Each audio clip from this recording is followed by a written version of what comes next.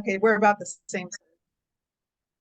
Hello, everyone. Welcome back to my channel. My name is Sandy Glaze. I'm a personal transformation and self-development coach.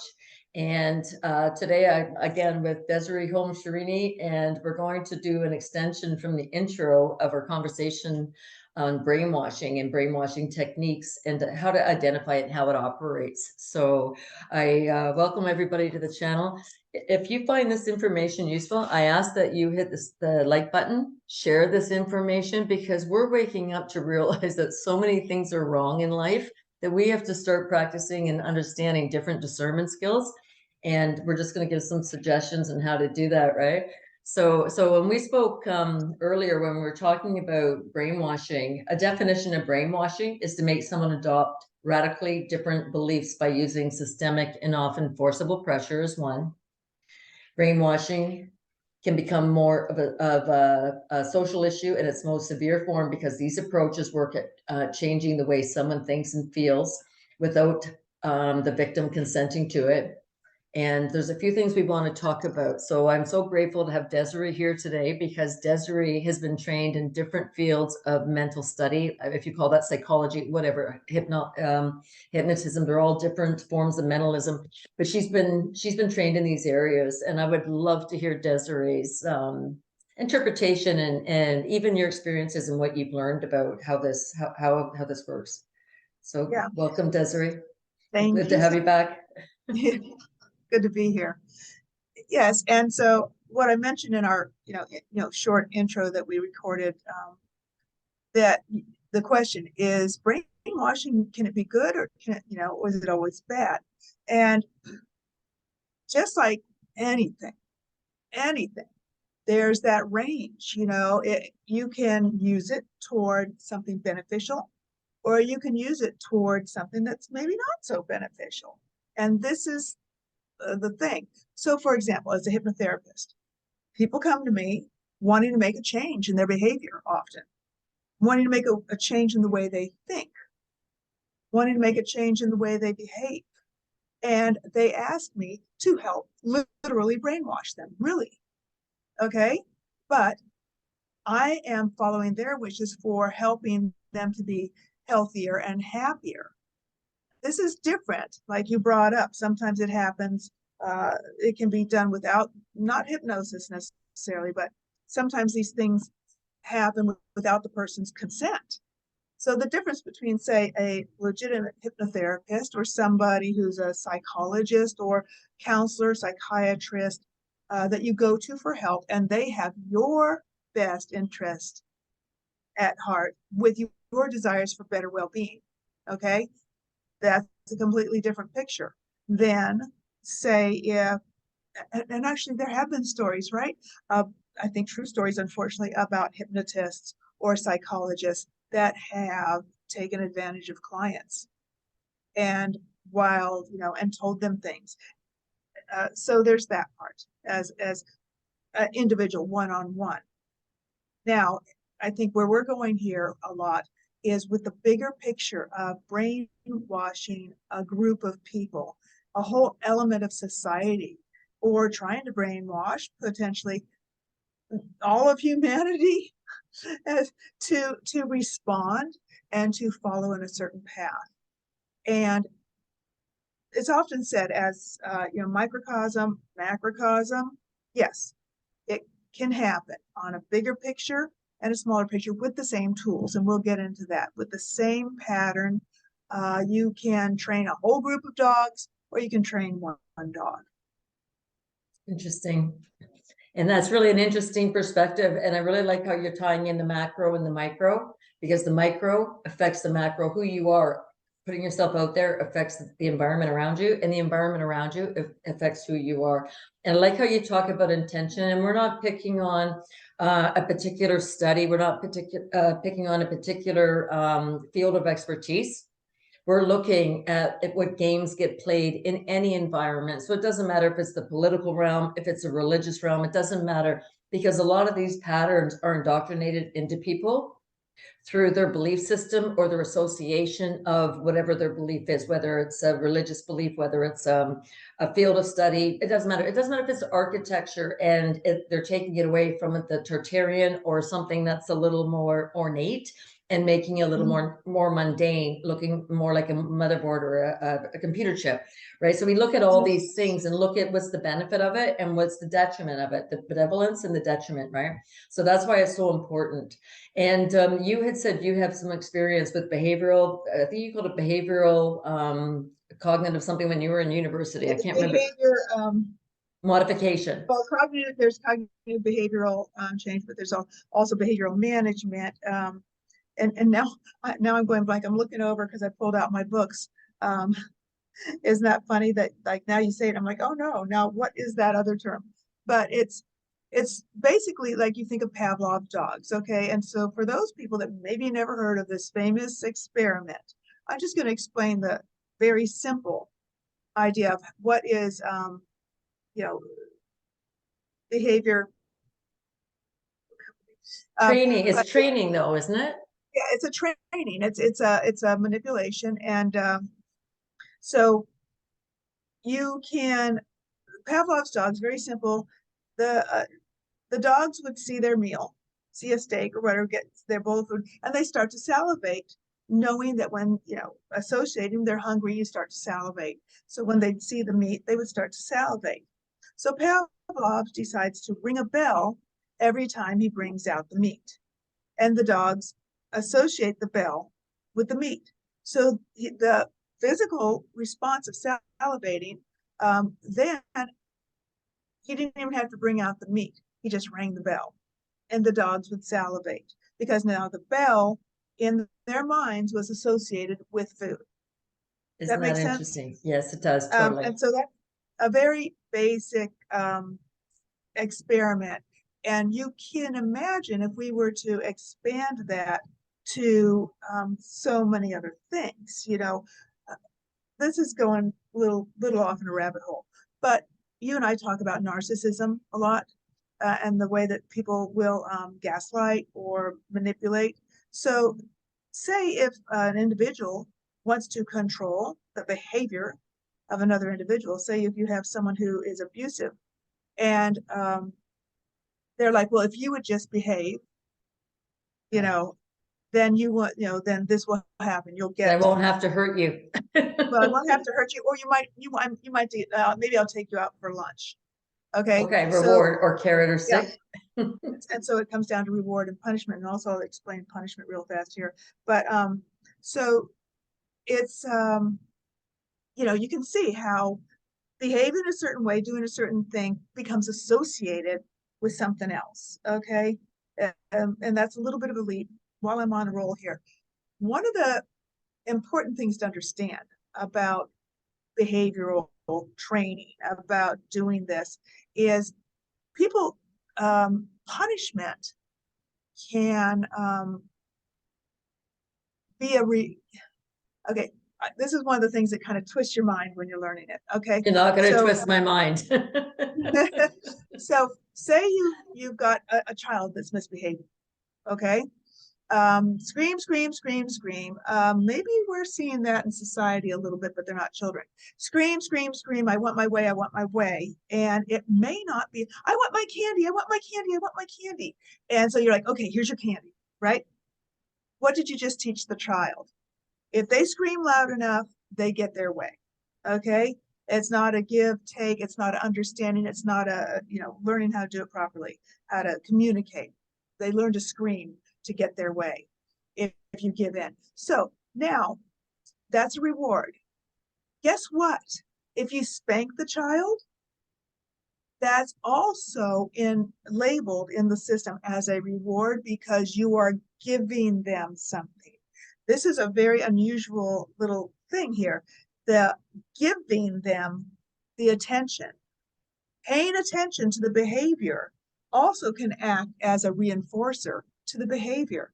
So that's why sometimes you'll see, it's kind of weird, but you'll see people continue regardless of how many punishments supposedly they get to continue to do the same behavior. So the real way believe it or not, the most effective way to stop a behavior is to ignore it and to not reinforce the activity.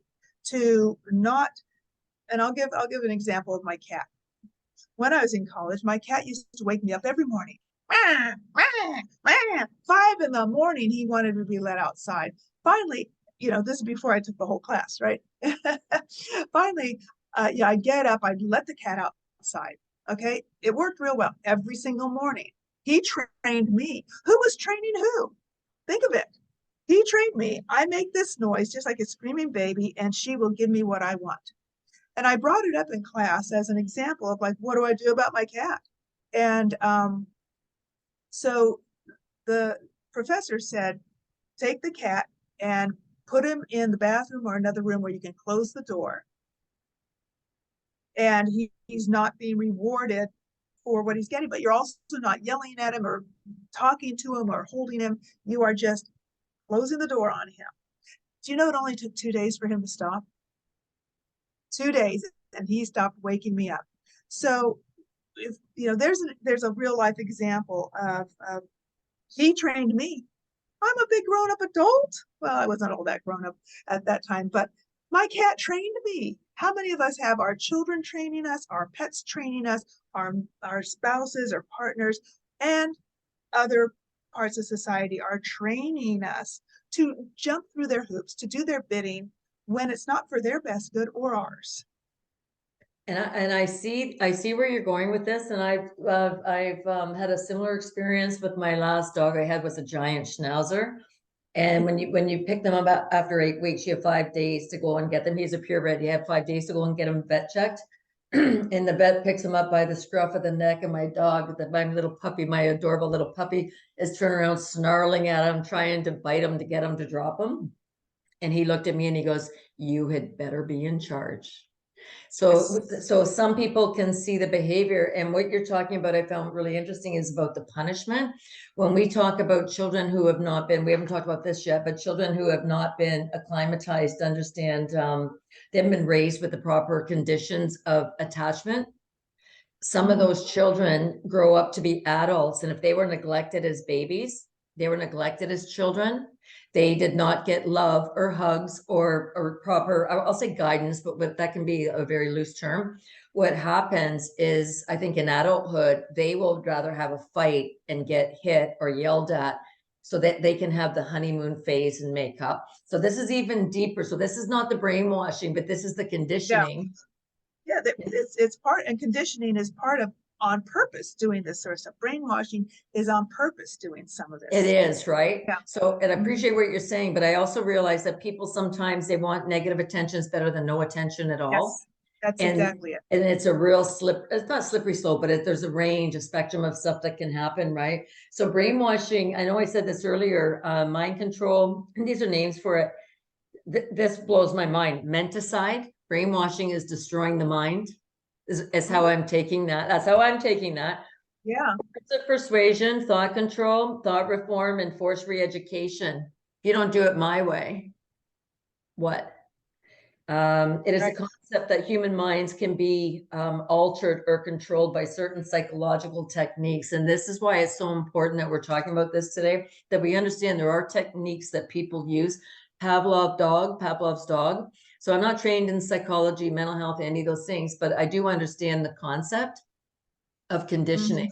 And it gets to the point exactly what you say. It's like one more thing, one more thing, one more thing, until the programming is in place, the brainwashing is in place, that people just automatically respond. And we can talk about it in the macros of certain things we've been told to do, like maybe cover your face or something like that, and people just jump to it.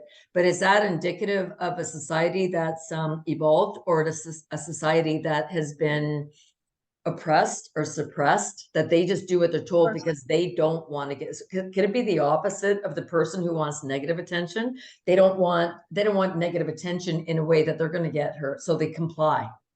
And I think that's part of the brainwashing.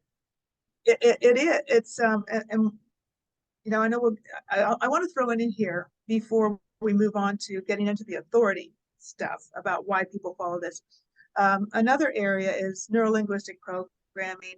And I'll segue to one of the ways that that's used a lot in hypnosis, but also in sales, in political speeches, in anything that is saying, oh, you should do this because, and is to use the words to influence the way someone's thinking.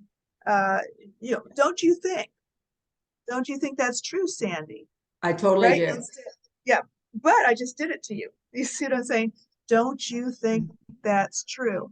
Hang on, so hang on, hang on. because Sorry, I was downloading my video, so I'm listening to you, and I do think it's true, and I know it's true. So I tricked you, I was but it's true. distracted, so I But you get it. do think it's true. But you honestly do think it's true. But like you just said, the people that wear the mask or they did whatever, even if they had we all did. If you want to not be ostracized, and this is that whole thing about being locked in the bathroom, like I did with my cat.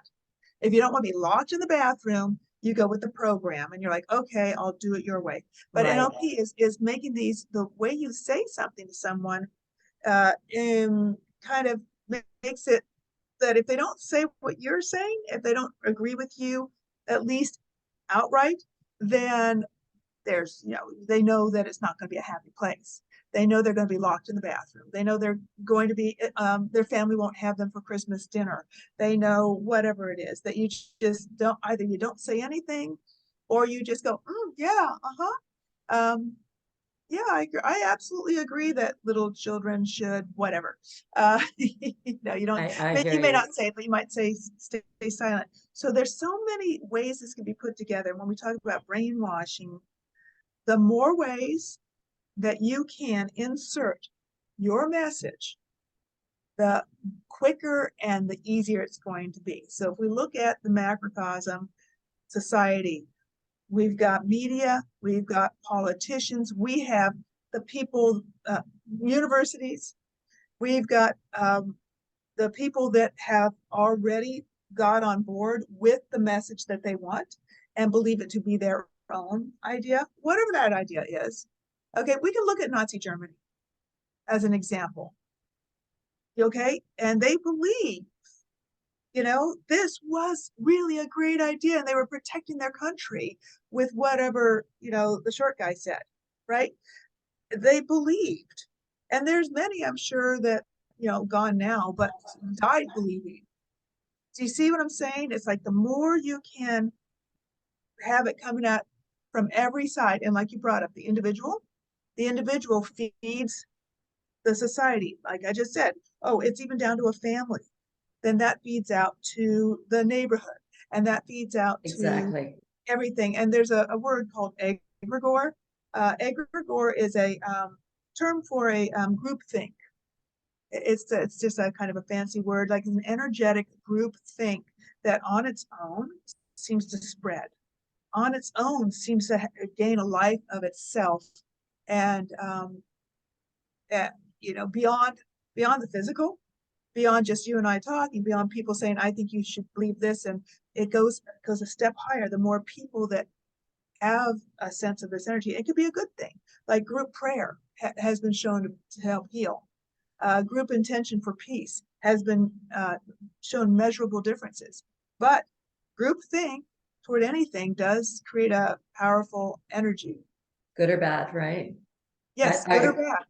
I like how you're talking about this, and that was the first time I heard the word when you mentioned that, but I would like to talk more about that at another time, because I think we can do a deep dive on the mindset of good or evil, or the spectrum in between. And I see it as a hive mind, but hive mind doesn't have just one distinction or one frequency on it. It can be right along the range, is what I'm seeing with this, right? So when we're talking about brainwash, you and I talked about this before, and Gloria Steinem, she was an asset, a CIA asset, and she was the one who brought in the feminist movement. So when we talk about that, yeah, I didn't know it until you told me. Yeah. So and it's easy. I can say green is blue or what have you, but I'm going to show a few videos here. I'm just going to take a second and show some videos. Let me pull this one up here. Hang on a second. Behavior modification. Right, that's what it's all That's the about. term. Well, that's the term. I couldn't come up with modification earlier. I'm like management, training.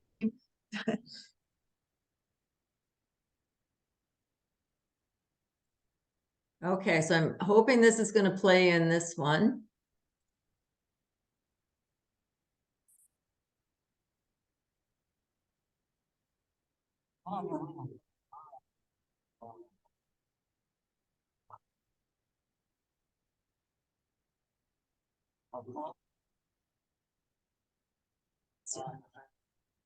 Did you click the share screen? I am on share screen. It's not letting me do that. Hang on.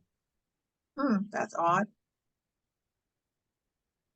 I'm going to go back. I'm going to try it one more time here to see if I can pull this up, but I'm on share screen. Yeah, I'm not seeing your, well, I'm seeing us, and maybe that is your screen right now. Hang on, I got to go pull it up again. I always find I have to pull this up. I won't be long with this. It's fine. Let's see.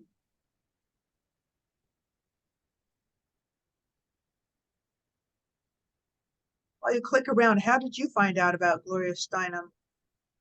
I've been watching the feminist movement for a while. Hang on, I got to click this out and come back in here again. I'm not quite sure what I've accessed or haven't accessed here.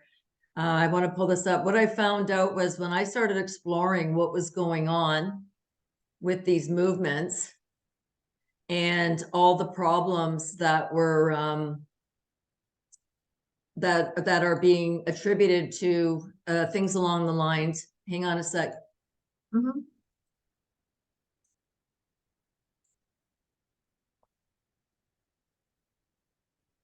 There we go.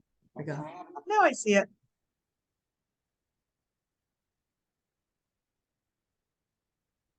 Except for I'm not hearing it. Did you do the optimized sound thing? Hang on. I'm going to try it one more time. I apologize to everybody for this. They're here for the fun. So there you go.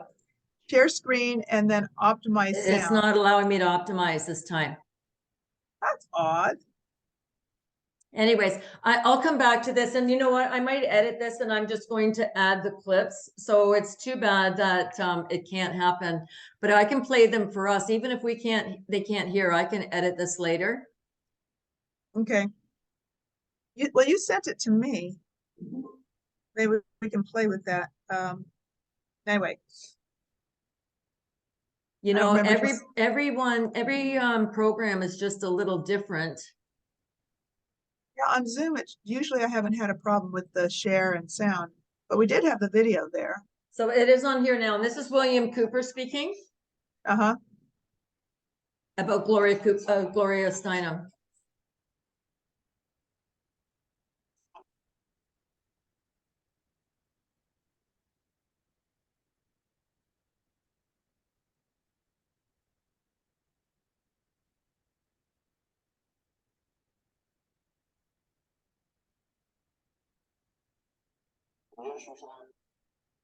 I hear something, but I think that's in the background. You don't see it though.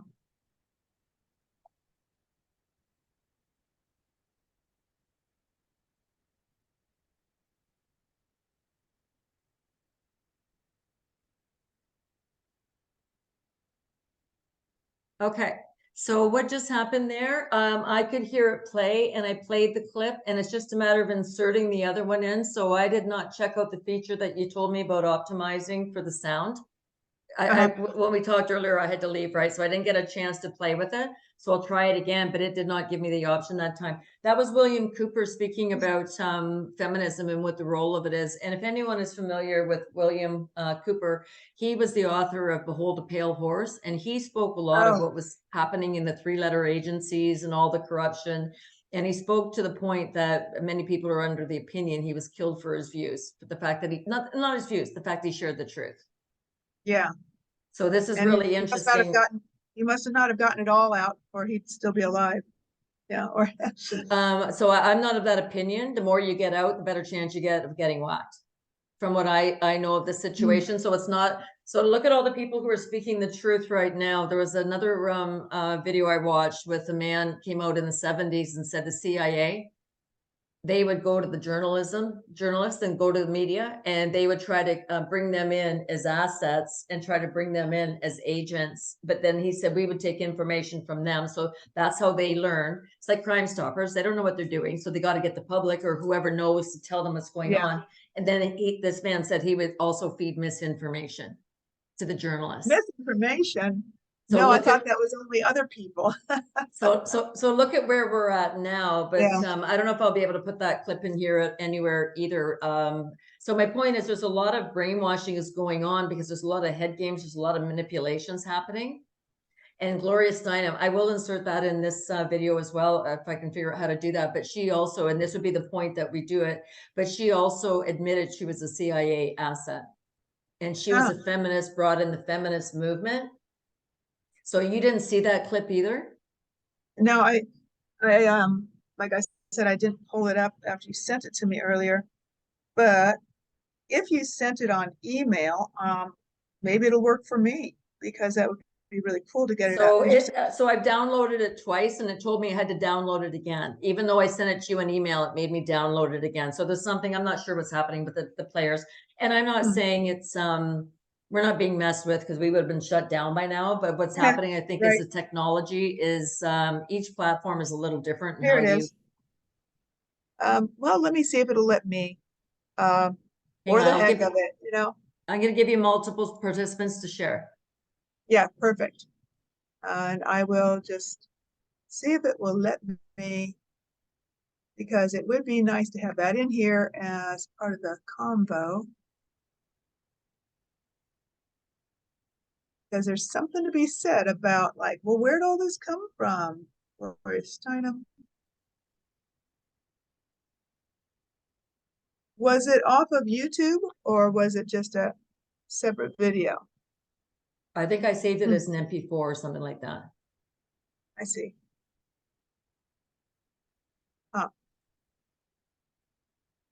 Okay, QuickTime movie. You know, usually when I've done this, it's usually been like just playing a YouTube. So save and you sent two of them or just the one? I sent two of them. Okay. And there it is, 1 and 2. Well, let's see what it does. There.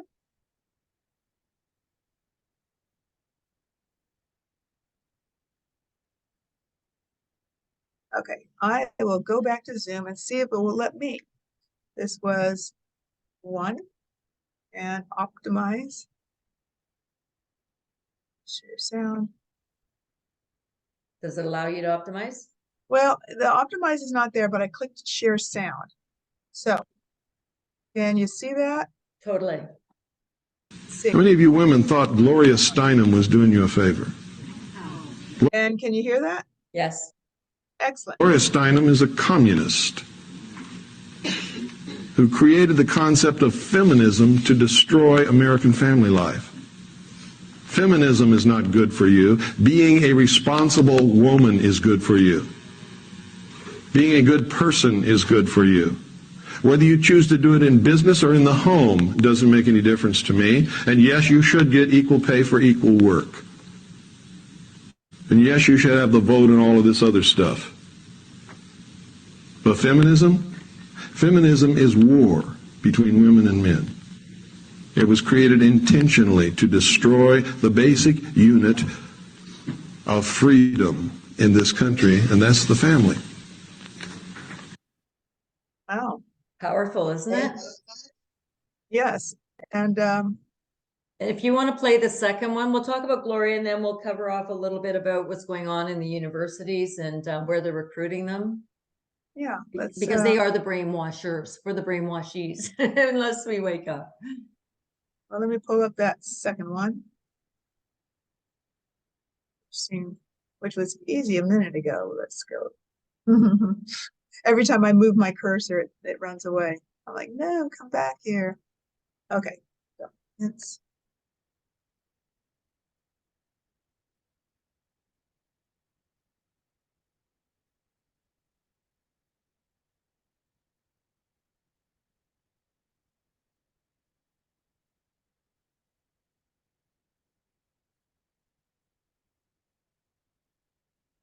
not playing nice right now. Hang on. MP4. Isn't it funny how this happens? Mm-hmm. And I had them both set up to be able to, and like Yeah. just put them in.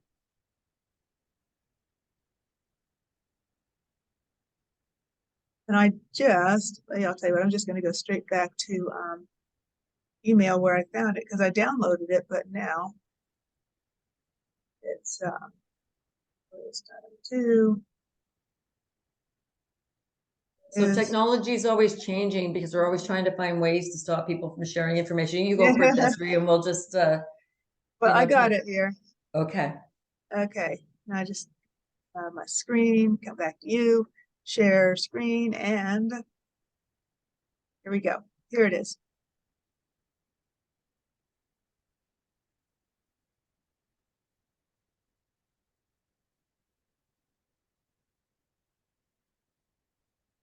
It's not advancing. Yeah, hold on. Let me remove this. So this does happen quite a bit when you're Here it trying goes. to. Okay, the arrow was When did hidden. your own association with the CIA start, and in what fashion? In 1958, when I came home from India, I discussed with student leaders, many of them active with the National Student Association, this kind of small foundation to encourage Americans to go. It was at that point that the student leaders said to me that they had in the past received funds for international programs from the CIA, and that they felt that this was important and could also be partly funded by the CIA. The private individuals to whom I went often had particular points of view to put forward, which would have been much, much more restricting than the CIA funds were, which were free. I mean, no one was told what to say. You mean to say it was easier for you to work for the CIA than a private That's organization? right. They were enlightened, liberal, nonpartisan activists of the sort. When the story broke that I had for 4 years been a Central Intelligence agent. Huh. Well, okay then. So isn't that amazing that she's come out and admitted it? So, okay, so, and I'm not making any judgments here, but she was quite happy to do what she was doing, thinking she was doing the right thing. Was she brainwashed? And I'm not saying she was or she wasn't, we don't know, but how much harm did she create by creating the feminist movement, which is anti-family. It is anti-woman. It is anti-men and women. And people have a lot of different opinions on the feminist label.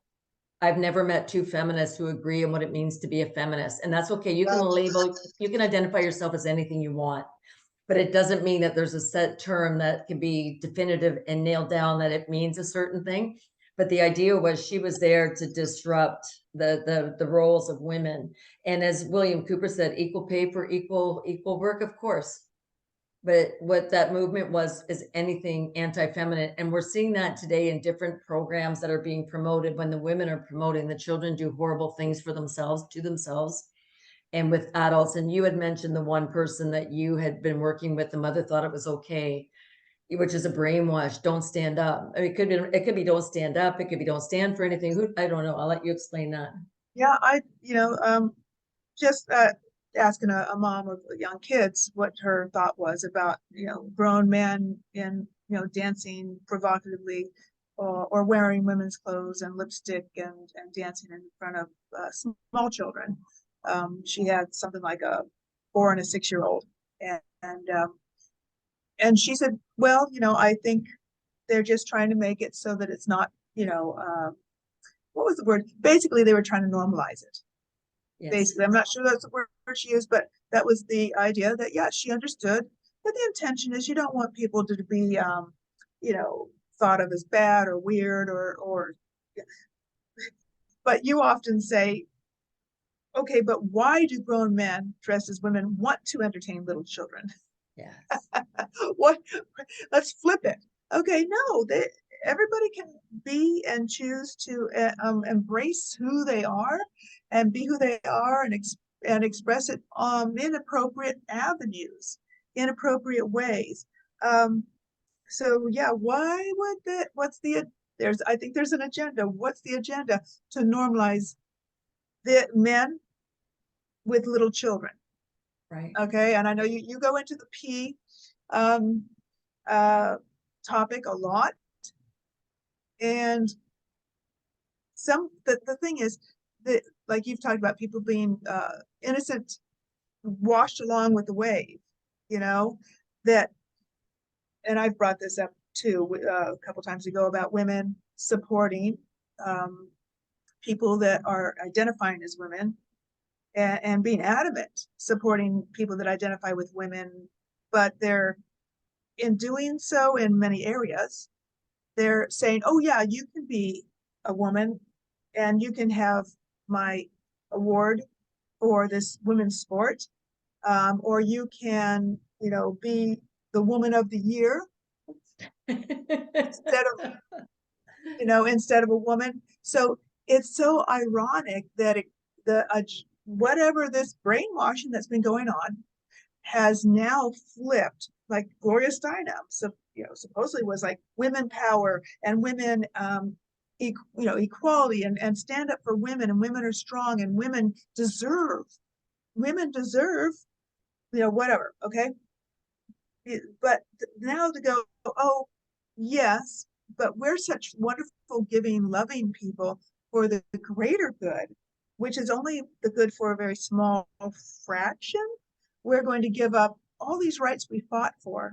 Give up your power. Yeah, totally. To men, to men, because they say, you know, a very small group of men say they are women, say they identify, very small. And it's so, and this I think is one of these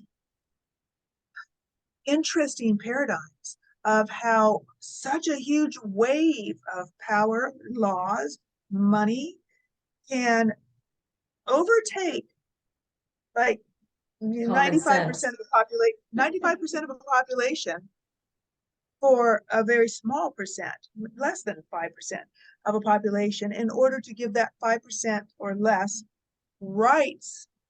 They may undo the rights of so many others. Yes. For example, you know, this is a really not on the same level, but I live in Washington, D.C. They've legalized marijuana. And it stinks. I'm sorry, it stinks a lot. It smells really bad.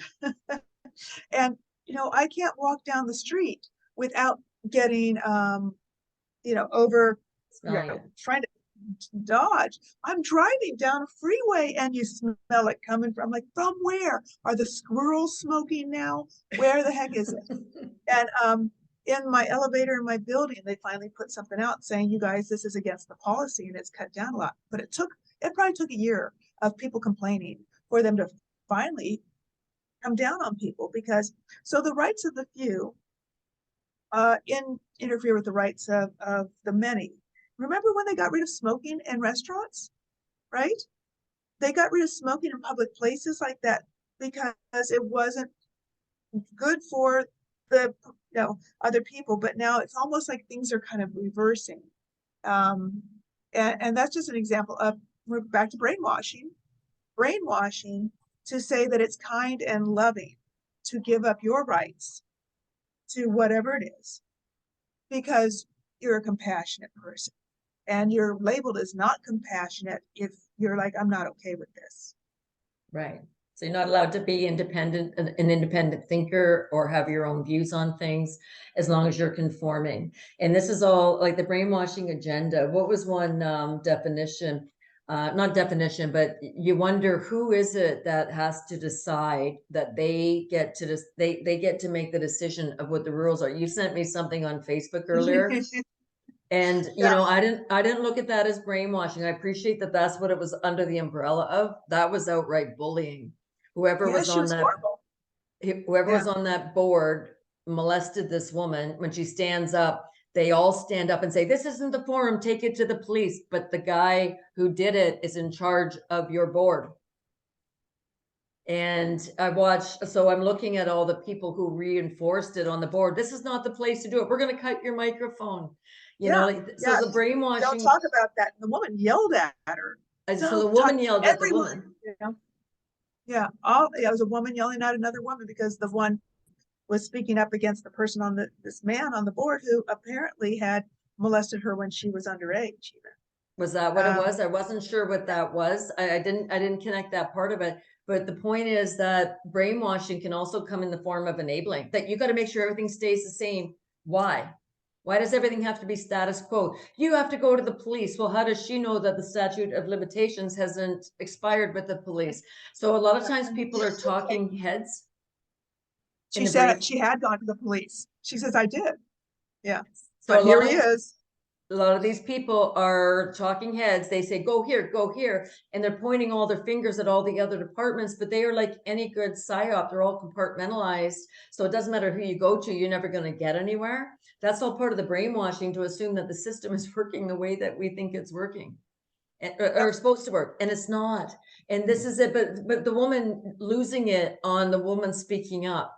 This is what I really want to draw attention to, because that is as much of the brainwashing is the people who are in positions of power and authority in whatever capacity, whether you're the second or third man on the rung or woman, or you're the top people on the rung. It doesn't matter. You have a responsibility. But we're starting to see time and time again, the brainwashing is as much not in just in the people who succumb to whatever's happened to them, but the people who are enforcing it.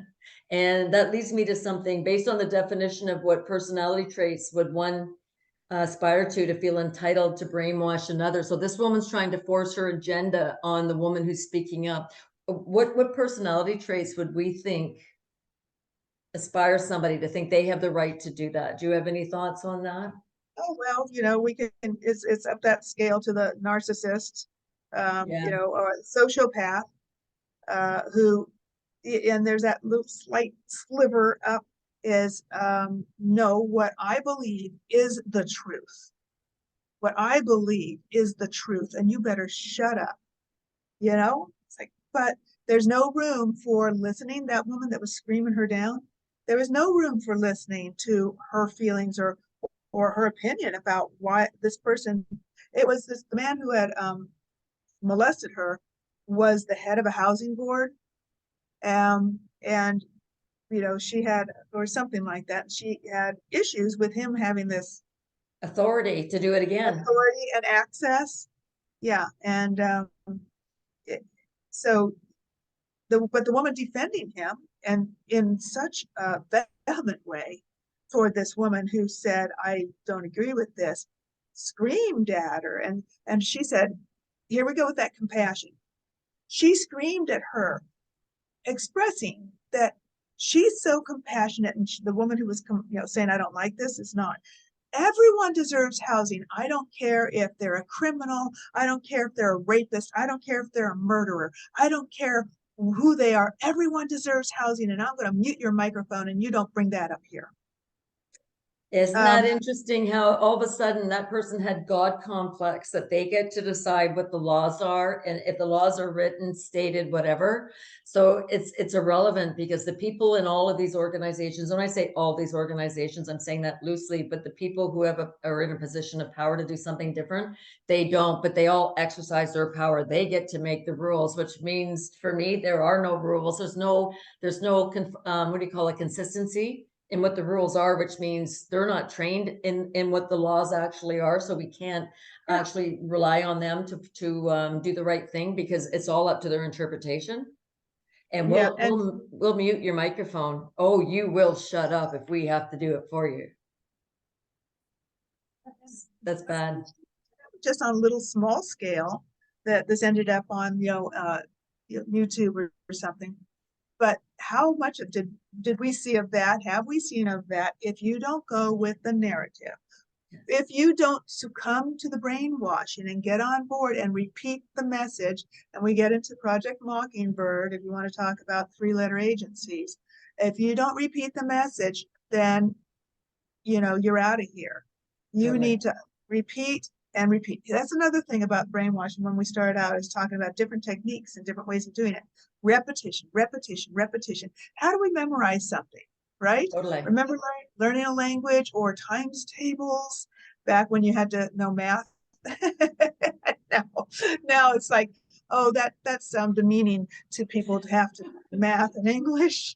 Sorry, I'm not compassionate about that, but repetition, repetition, and the more you repeat it, the more it is true, and the more you believe it's true. And I'm sure there are things that obviously I believe are true, because I was raised in a certain way. I developed a certain way of thinking. I have certain opinions that have come across on here that I believe are true, but I also acknowledge that other people don't necessarily agree with my opinion. And you And also acknowledge, you also, from what I can see from talking to you, you also acknowledge that if someone presents an opinion that maybe you didn't hold in the past, you'll think about it, entertain it, discern it, and decide for yourself whether it has relevance or whether, hey, I just learned something. So I've noticed that with you as well. I remember one time financial planning, I was speaking with a client and she was talking about people who didn't have a lot of money. And she was talking about people on welfare, and I'm not putting down people on welfare, but she said, you know, she goes, I feel bad for these people and they deserve housing. And I don't believe I believe the whole system needs to change and shift. And I think the reason we have so much homelessness is because of the system, blah, blah, blah. But she's going on saying, yeah, people on welfare, they deserve a handout and whatever. And I said, you have 4 children. And she said, yes. And I said, you've told me over various appointments we've had that at one point you and your husband had 1 car because that's all you could afford. So you made sacrifices and you would drive him to work depending on the shift he worked and be back and be able to do the things with the kids. I said, you made choices too. And you made choices that were good for your family, but that you could stay within your means. And you know what? She looked at me and said, I love talking to you. And I said, why is that? She goes, because sometimes I see things through rose-colored glasses, and sometimes it's just nice just to change my perspective.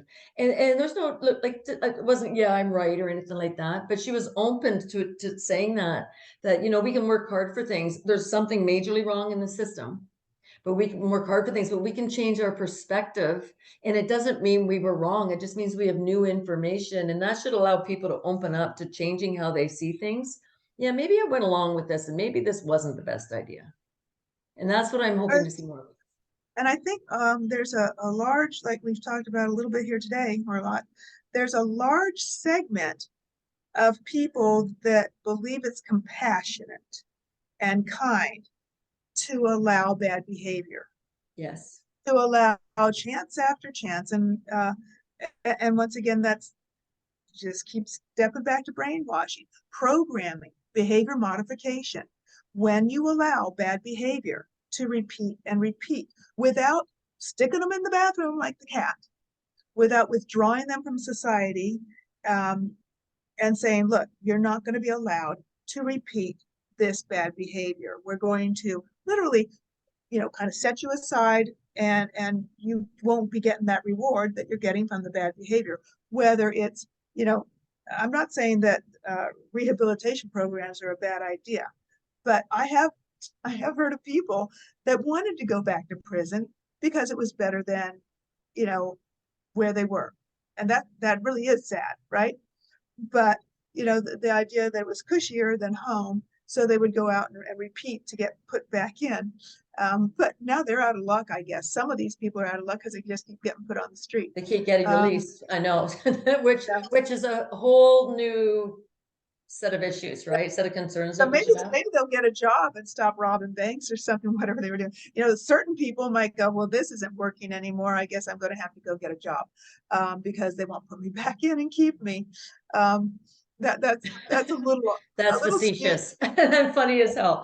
That it really is funny. Not facetious, it's funny. Like Yeah. facetious meaning that that's what they think. Do you know what I mean? Like, I know. It's insane. Have you seen the video of the Russian defector where he talks about the U.S. and and how the beginning of programming started back in, I think, 1930s? Have you seen that one? That would be nice to see.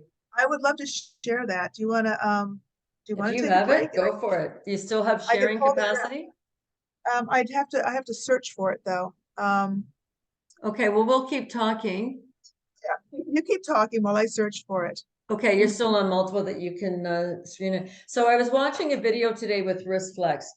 She's a younger woman. I quite enjoy her. And what she was talking about was a former CIA agent. And I think he became a journalist. And he was talking about how the CIA would go and recruit these journalists to be able to share the propaganda. We were talking a little bit about this. Another one she was talking about was Christopher Wray in university. went to the universities that they went to, the people who are in power now all went to the same university. So they all Oh, knew yeah. each other and learned in this, like learned who they were. I have said this for years, not at the same level. I'm talking about department heads, well, maybe prime ministers and things like that. But you start to see who goes to what schools and you see where they learn to connect. And then when they learn that if they start working together, and I think that's where they start forming their cliques. Yeah. And you brought that up, and it's true. They just seem to all have the same, and you know, the same as we talk about people in Congress, and all, it's like so much of it is a show, fighting with each other, and then afterward you can go to the, you know, The Capitol bar and have a Grill. good laugh. Yeah, find So them it's there. It's interesting though that we're finding they're going to the same university. So we've been saying this for a while now. If we can start looking at the classes of the criminals and the graduating class, we can start looking at what roles their positions are in. We can start going to that graduating class picture in the names and see where those people made it to figure out what the real network is. Like we can almost reverse engineer this. Mm-hmm. They're coming top down. We can also look at it from the beginning and work towards the present. And there's so much, like the whole different show would be exploring, deep diving, where did this all start? The trickle that, like, you know, we can back in what, 1900s or late 1800s, the Rockefellers or whatever, right? And then the universities, and then pharmaceuticals, and a whole Start message. building, yeah, the picture. And Picture. yeah, building building what they wanted to see happen for whatever reason. Then we get in the World Economic Forum and all that. It's fascinating. So I have the video if you want me to Sure, pull go it up. ahead. And so this guy, when we talk about massive brainwashing, this guy talks about what, you know, the steps and what, and he's talking about it from a, say, a Russian point of view. It doesn't have to be Russia. It could be China. It could be, you know, like Main Street. it could be, well, beyond that, it could be whoever. Right now, it could be the people that hold a certain ideology, and I think that's what's happening right now. I don't think it's, you know, one country trying to take over another country. I think it's an ideology, a world globalist ideology that we're seeing happen here. Yes. And that might be, you know, socialism, communism, but beyond that, it's also transhumanism. And there's that whole element of people as what's the right word? Fodder, as Totally. owned, and then that trickles down to the children, and using children in whatever ways, and training children to want to be used, to think that's good attention. Okay, Yeah. so I'm gonna pull this guy up.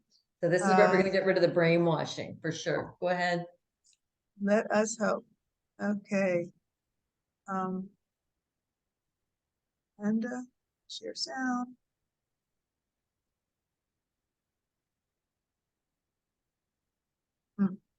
But I made Is a it. phrase that I'm afraid some Americans don't fully understand. When the Soviets used the phrase ideological subversion, what do they mean by it? Ideological subversion is the process which is legitimate, overt, and open. You can see it with your own eyes. All you have to do, all American mass media has to do, is to unplug their bananas from their ears, open up their eyes, and they can see it. There is no mystery. There is nothing to do with espionage. I know that espionage intelligence gathering looks more romantic. It sells more deodorants through the advertising, probably. That's why your Hollywood producers are so crazy about James Bond type of thrillers. But in reality, the main emphasis of the KGB is not in the area of intelligence at all.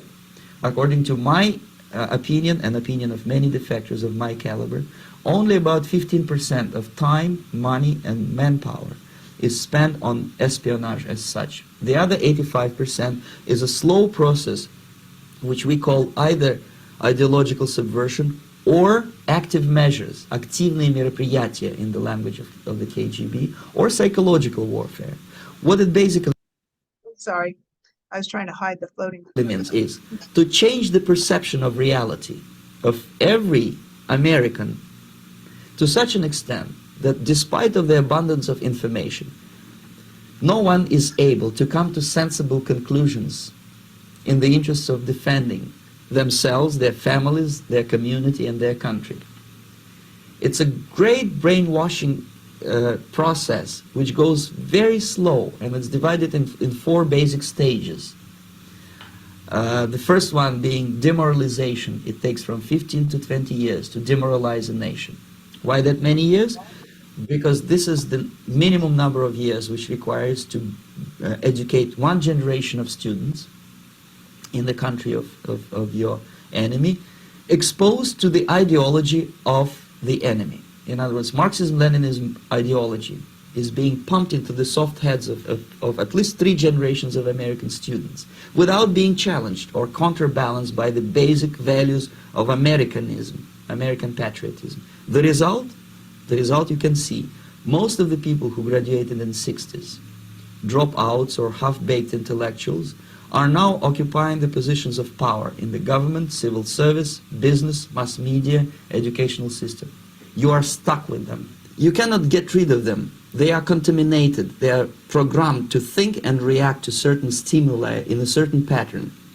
You cannot change their mind, even if you expose them to authentic information, even if you prove that white is white and black is black, you still cannot change the basic perception and the logic of behavior. In other words, these people, the process of demoralization is complete and irreversible.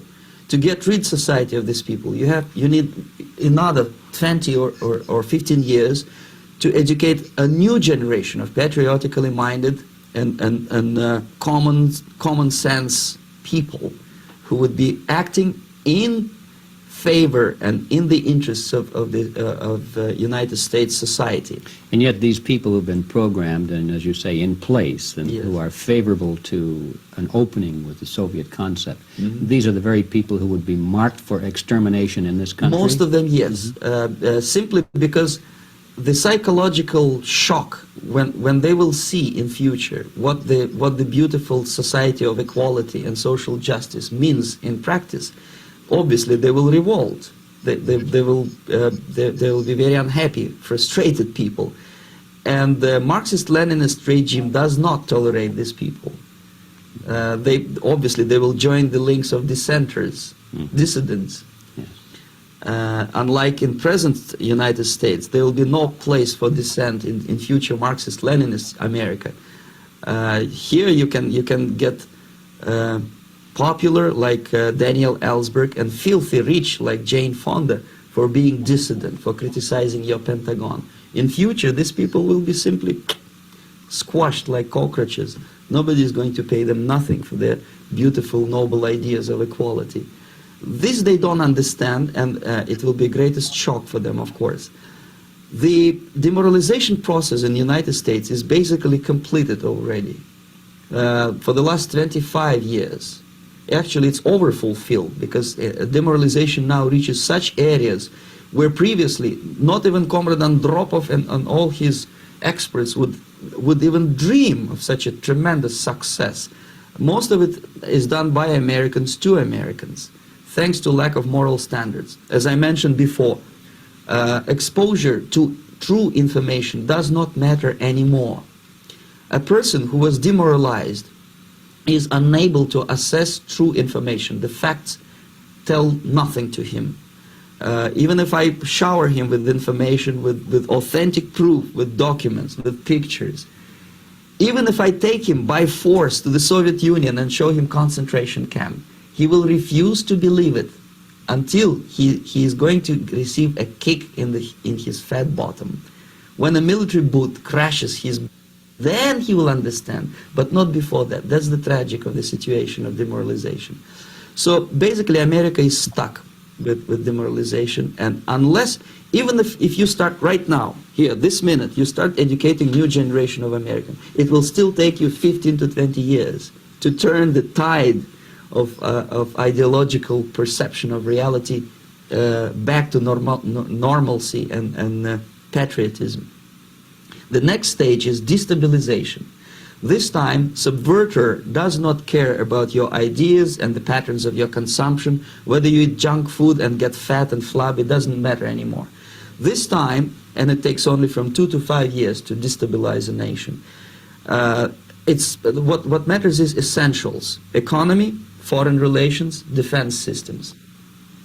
And you can see it quite clearly that in some areas, in such sensitive areas as defense and economy, the influence of Marxist-Leninist ideas in the United States is absolutely fantastic. I could never believe it 14 years ago when I landed in this part of the world that the process will go that fast. The next stage, of course, is crisis. It may take only up to 6 weeks to bring a country to the verge of crisis. You can see it in Central America now. And after crisis, with a violent change of power, structure, and economy, you have so-called the period of normalization. It may last indefinitely. Normalization is a cynical expression borrowed from Soviet propaganda. When the Soviet tanks moved into Czechoslovakia in '68, Comrade Brezhnev said, "Now the situation in brotherly Czechoslovakia is normalized." This is what will happen in the United States if you allow all these schmucks to bring the country to crisis, to promise people all kind of goodies and the paradise on earth, to destabilize your economy, to eliminate the principle of free market competition, and to put a big brother government in Washington, D.C., with benevolent dictators like Walter Mondale, who will promise lots of things, never mind whether the promises are fulfillable or not. He will go to Moscow to kiss the bottoms of new generation of Soviet assassins, never mind. He will create false illusions that the situation is under control. Situation is not under control. Situation is disgustingly out of control. Most of the American politicians, media, and educational system trains another generation of people who think they are living at a peacetime. False. The United States is in the state of war, undeclared total war against the basic principles and the foundations of this system. And the initiator of this war is not Comrade Andropov, of course. It's the system. However ridiculous it may sound, the world communist system or the world communist conspiracy, whether I scare some people or not, I don't give a hoot. If you are not scared by now, nothing can scare you. Mm-hmm. But you don't have to be paranoid about it. What actually happens now, that unlike myself, you have literally several years to live on unless the United States wake up. The time bomb is ticking. With every second, the disaster is coming closer and closer. Unlike myself, you will have nowhere to defect to, unless you want to live in Antarctica with penguins. This is it. This is the last country of freedom and possibility. Okay, so what do we do? What is your recommendation to the American people? Well, the immediate thing that comes to my mind is, of course, there must be a very strong national effort to educate people in the spirit of real patriotism, number one. Number two, to explain them the real danger of socialist, communist, whatever, welfare state, big brother government. If people will fail to grasp the impending danger of that development, nothing ever can help United States. You may kiss goodbye to your freedom, including freedoms to homosexuals, to prison inmate. All this freedom will vanish, evaporate in 5 seconds, including your precious lives. The second thing, the moment at least part of United States population is convinced that the danger is real, they have to force their government. And I'm not talking about sending letters, signing petitions, and all this beautiful, noble activity. I'm talking about forcing United States government to stop aiding communism. Because there is no other problem more burning and urgent than to stop the Soviet military-industrial complex from destroying whatever is left of the free world. And it is very easy to do. No credits, no technology, no money, no political or diplomatic recognition, and of course no such idiocy as grain deals to USSR. The Soviet people, 270 millions of Soviets, will be eternally thankful to you if you stop aiding a bunch of murderers who sit now in Kremlin and whom President Reagan respectfully calls government. They do not govern anything, least of all such complexity as the Soviet economy. So two very simple, maybe too simplistic answers or solutions, but nevertheless, they are the only solutions. Educate yourself, understand what's going on around you. You are not living at the time of peace. You are in a state of war, and you have precious little time to save yourself. You don't have much time, especially if you are talking about young generation. There's not much time left for convulsions to the beautiful disco music. Very soon it will go, just overnight. If we are talking about capitalists or I'm going to pause it there. I think we got his message. Totally. So so he defected from USSR. This was from 1985, I believe. I was going to ask you what year that was. I think I've seen that before, but it's been a long time. There's certain things that he'd said that's but what he was describing there, and what I was saying is there is, just like I said with Pavlov's dogs or whatever, there are set steps, and he was perfectly describing a set of steps that have taken place. And I think there is, probably a communist or socialist agenda overlaying the degradation of society, of moral values, of caring for children. And he pointed out, just like you're saying, training the people that train, going to the politicians, going to the college professors, who thereby train a whole generation. And I think we're seeing, this was 1985, and he said we were already at the demoralization. You talked about Gloria Steinem and the 1960s, and degrading the family, degrading the family unit as being something that was normal, and creating a new normal, new normal. Hasn't that theme been carrying on for quite some time, right? But this is interesting. How many people have known about this for how long? I don't think you and I have discussed the Toronto Protocols. That happened in 1967. I think it was in Ottawa or Toronto, where they got together. There was corporations called the 666. They were the industry leaders of, let's say, finance, oil. I can't remember all the industries, but they got together and said, to make the spirit wander, you needed to demoralize it, but they wanted to do it with sex, drugs, rock and roll, recreation, sports, travel. So they get people distracted with things that really don't matter. They're just superficial things. And it would take them away from their life purpose. It would take them away from what really mattered in life. So we've been seeing this for a long time. What I'm hoping is happening, though, that as more people are putting these pieces, the puzzle pieces together, that we can start to lay down some ground and put down some traction for things, what we can do to reverse this. And when I'm saying that, it's going to happen at the grassroots level. It's going to happen when we start going after those, I'm going to call them department heads. When I say go after, I don't mean in a physical way. I was talking with Parentainment this week, and we showed pictures of what was happening, the results of those surgeries, and how disgusting they were. I think I shared the one with you. We didn't air that one, but people need to start taking these pictures and going to the school boards and saying, if you do this to our children, we will sue you personally to the full extent of the court system. And we have to start working our way from the bottom. So I know the head of the snake is triangular, it's a viper, but I think the tail of this serpent, whatever it is chimeric, and it's the sting of the scorpion. They get you both ends. And we have to take the head off. And I don't know anybody there to do that, but take the tail off of this thing and put an end to this. But we have to start seeing how we're all getting played. Are you familiar with who Dale Holmes is? He's an activist in Australia. It sounds familiar, but no, go ahead. He used to be a teacher, and he got out of the school system because of what he was seeing. Well, he said he recently went on TikTok, and there's videos of girls having sex with their boyfriends and putting it online. And he said there's one, the father was just upset to no extent, begging his daughter to take her video down.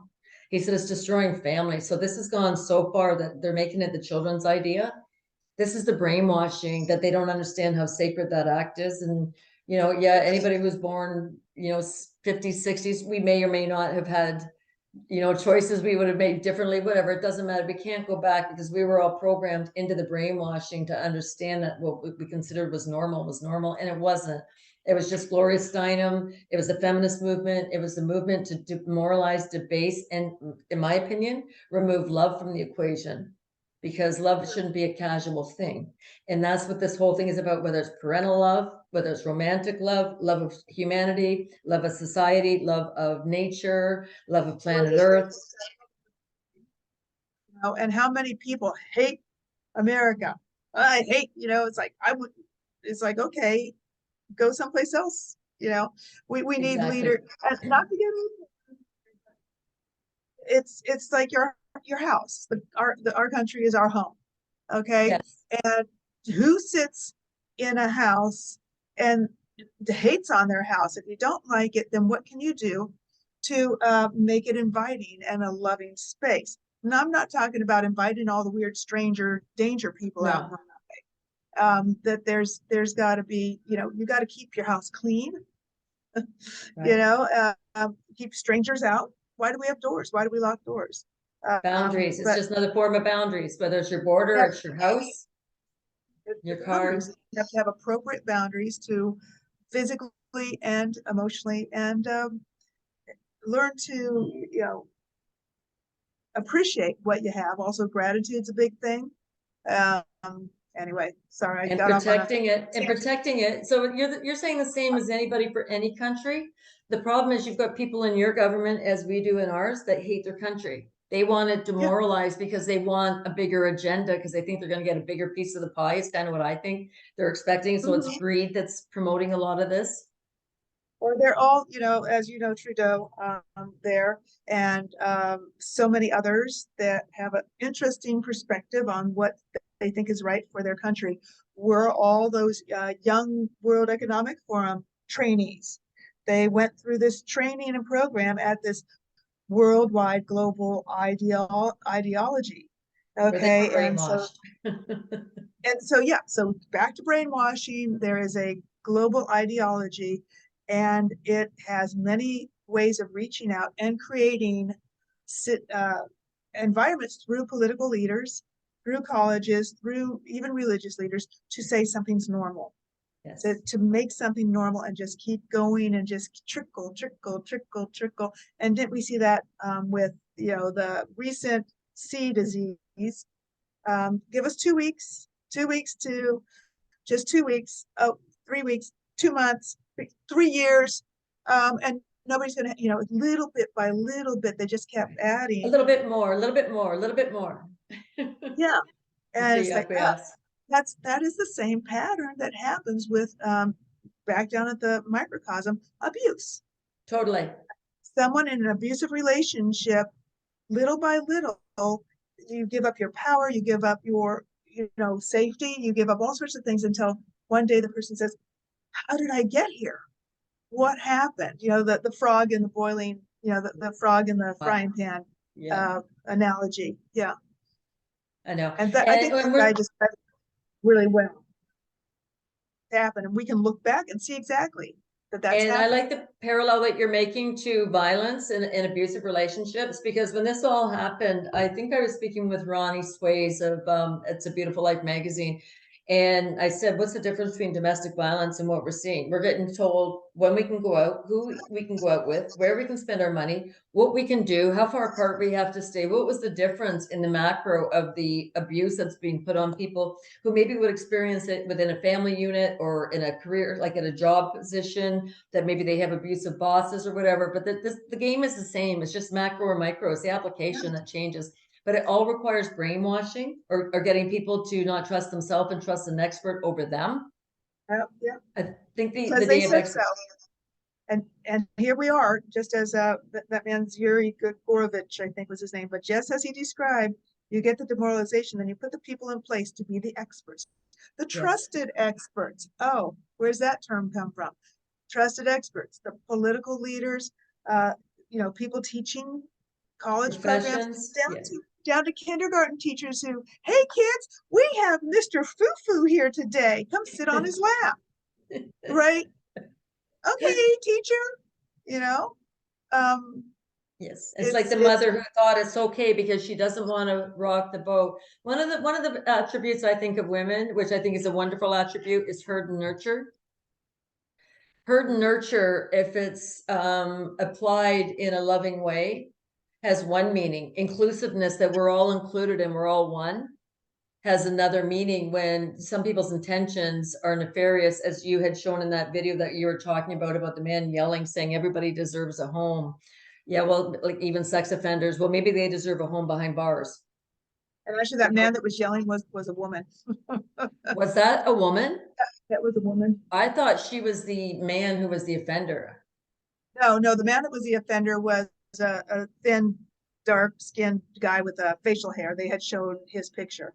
No, Okay, that was a I woman. only watched briefly. She was gruff. Yeah, she was a So little. isn't that interesting? And I wonder if that's how they get ahead when they're butt Yeah. poop ugly. Do you know what I mean? That they get ahead. It was the woman bullying the other woman Yeah. about having an issue with the man that was on. Yeah. You know, So I wonder if that's how they get ahead. They put ugly women in place and then they have no choice because they can't get a job anywhere else. And I'm not trying to be rude about that, but that's crossed my mind on many occasions, not right? so much about her looks, but she certainly was an ugly person. Ugly on the inside. Yeah. Ugly the way she was. And I'm not just saying that, putting that on her, but beauty is something that we hold in our society as valuable.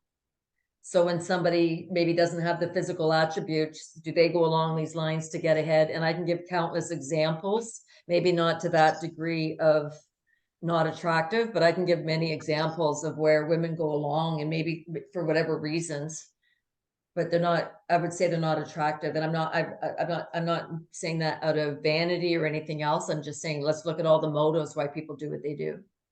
Yeah. Right. And maybe. And where they find acceptance.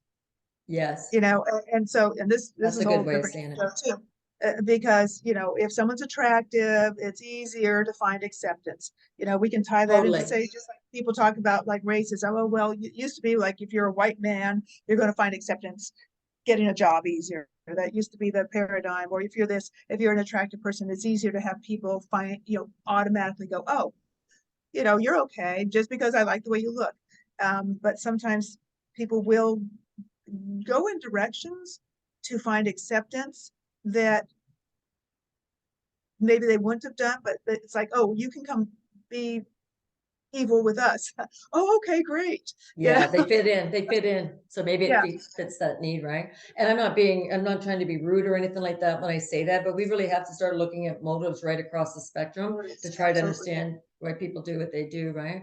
But Desiree, we've been speaking for well over an hour now, so I'm wondering, I hope we made sense. I'm not sure if we got off to a bit of a confusing start or whatever when we were talking, but I hope we brought this together for people to understanding how brainwashing works, and it's an intention set by people to gain control over other people, to dominate. Demoralization is part of it, deprivation is part of it. And when we start to understand that there's people who actually enjoy doing the brainwashing or get an advantage by brainwashing other people, maybe we can start putting a light on it. And as we're trying to bring light into the darkness, that we can actually look at it and see it for what it is and just say enough. So that's what I'm wondering. Yeah, absolutely. And people, I hope, from after watching these clips and listening, that they will start to say, huh, let me think and review what's happened in our country, what's happened in families, what's happened in society, from what's normal to you're weird, you're wrong if you don't think this is normal, the bullying, and you doubt yourself. People will go, wow, is it me?